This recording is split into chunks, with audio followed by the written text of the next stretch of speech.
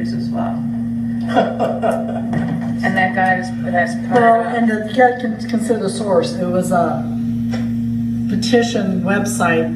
I don't know, there's someone out there, I think change.org or something, that anybody can throw up a petition. So it really wasn't, like we've used in the past where there was a petition go around that people would hard sign their name for something dealing within the community. This was just something anybody could log on to a website and, sign, but there was when I heard 1,400, how many of those 1,400 were valid? And then when you hear, 249. 249. And I was just going through quick, so, that's plus or minus, but the vast majority were. Their concerns are still valid. We can still address those, but I wanted us to have the ability to address them to see whether we could or not. So I guess we would like to have the committee, and the mayor had suggested Councilmember Borchert and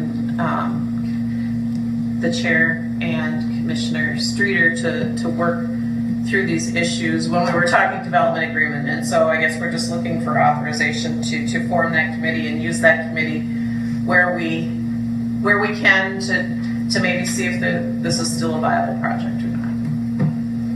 Looking for authorization on that. I'd make a motion to go forth. I'll second that. Motion second, all in favor? Aye. Thank you.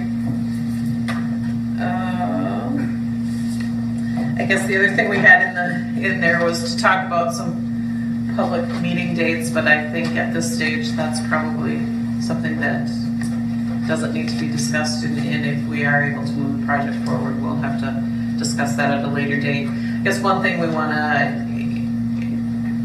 ask is if we are, and we're still on a pretty tight timeline, if you would be willing to schedule some special meetings along the way to accomplish what needs to be done.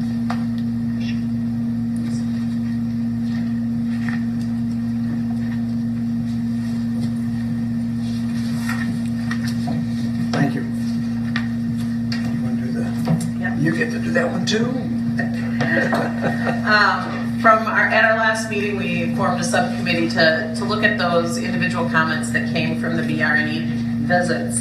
And so we spent a good amount of time one morning and went over the list and looked at the individual comments. And we identified a few that we thought that needed to be addressed. A lot of them were general in nature, but there were a few specific ones. And so I've kind of outlined some of those in the memo. The alley here behind the old Nelson's building, there seems to be some graffiti that continues to happen back there. We have an ordinance that requires graffiti removal as the property owner's responsibility.